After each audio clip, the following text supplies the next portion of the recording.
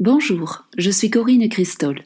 Suite à la 12e capsule concernant l'audio du livre que j'ai écrit en 2011, Rupture et réconciliation, la crise au cœur de l'évolution, je propose de continuer à développer la première partie concernant le chaos en abordant maintenant le thème d'une rupture en délivrance.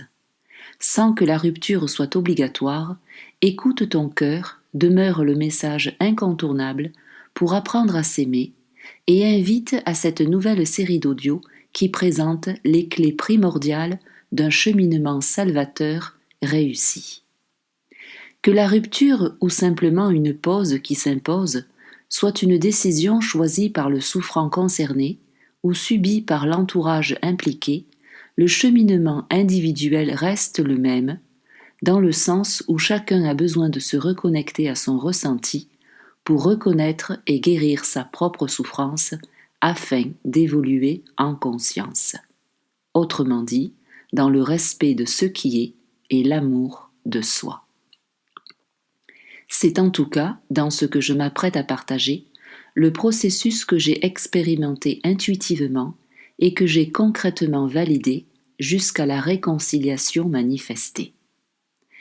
D'emblée, je tiens à rappeler, suite à la dernière capsule, que la solution est celle d'apprendre à s'aimer. Selon ce qui nous correspond le mieux, il s'agit de trouver sa propre façon de se respecter et d'écouter son cœur. L'important étant de prendre conscience du pourquoi et du comment on en est arrivé là, dans le but de s'en sortir définitivement. Oui, cela est possible. À partir du moment où l'on est profondément honnête avec soi et qu'on assume pleinement ses choix. Ce qui est, j'en conviens, sans doute, le plus difficile à réaliser. En ce qui me concerne, de ce pas décidé, en optant pour une prise de recul radicale, j'ai inconsciemment enclenché un processus personnel qui a été complètement guérisseur de mes blessures familiales. Parce que j'ai osé me respecter jusqu'à me remettre en question, j'ai trouvé mes propres réponses. À noter qu'en plus, je me suis sûrement épargnée d'une quelconque maladie, car j'ai toujours eu la santé et je l'ai gardée. Est-ce de la chance ? Peut-être. Et en même temps, je me dis que si j'y suis pour quelque chose dans ma souffrance, alors j'aime à croire que j'y suis aussi pour quelque chose dans ma délivrance. Car je pense sincèrement m'être évité des soucis de santé qui auraient pu arriver si je n'avais rien changé. Effectivement, étant donné l'ampleur que commençait à prendre ma souffrance morale et affective, selon une logique naturelle, mon équilibre physique aurait sans doute fini par être affecté. D'ailleurs, c'est bien la raison pour laquelle je vous partage volontiers mon cheminement en entier.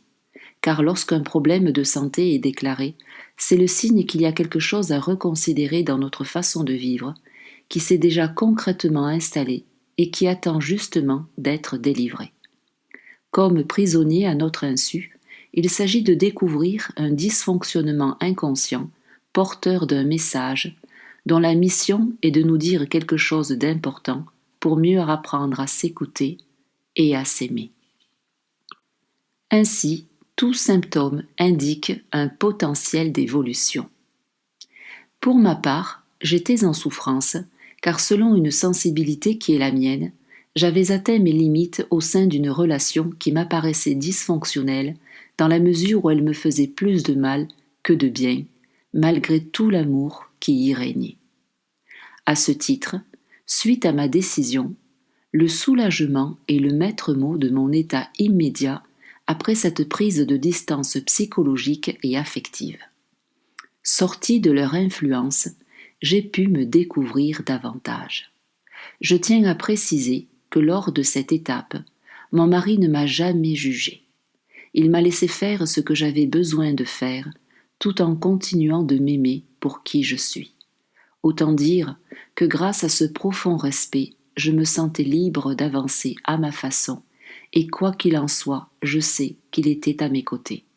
Cette confiance me donnait de l'assurance. Tel mon âme sœur, il m'a initié à l'amour inconditionnel par sa neutralité absolument bienveillante qui me donnait des ailes dans cette épreuve que je vivais. D'où l'importance d'avoir dans notre entourage un soutien de grande qualité. En effet, bien que ce choix de la rupture fût extrêmement difficile, j'ai senti aussitôt tous les bienfaits occasionnés. Mon énergie, qui auparavant était gaspillée dans des contrariétés, me revenait directement pour m'apaiser. Plutôt que de continuer à m'épuiser, j'accueille mes propres ressources. J'apprends à les accepter et à les apprécier. En me recentrant sur moi, je me nourris de ma propre considération et toutes mes cellules s'en réjouissent. Je me sens légère et je respire à plein poumon. J'ai le droit de prendre soin de moi et je savoure tout simplement chaque instant entre moi et moi comme si je m'attendais depuis trop longtemps. Je me rends compte qu'à force de m'être centrée sur les besoins des autres, j'avais altéré ma relation à moi-même. Voilà comment, après m'être perdue, je commençais enfin à me retrouver.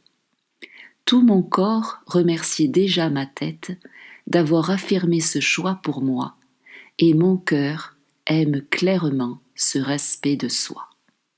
Je vis une cohérence dans tout mon être et j'aspire incontestablement à mettre à profit ce moment de retrait pour comprendre coûte que coûte ce qui s'est passé. Je suis en train de m'épargner et en même temps, je ne fais pas l'économie d'en rester là, car selon moi, une famille n'est pas faite pour s'ignorer. Dans ma soif de connaissance, je sens que nous sommes liés comme des alliés. Et de tels liens sacrés m'appellent à honorer l'amour sans aucun sacrifice et en toute lucidité. Aussi, parce qu'il n'y a pas un matin où je me suis levée sans penser à eux, et que tous les soirs je me suis couchée avec une pensée pour eux, je m'attarde franchement sur la compréhension du scénario familial qu'il s'est déroulé, dans le but de saisir puissamment l'enjeu à décoder. Pour ce faire, je me mets instinctivement à écrire des mots, puis des phrases, et petit à petit, je bénéficie grandement des vertus de l'écriture que je révèle dans le prochain audio. Voilà, merci et à bientôt.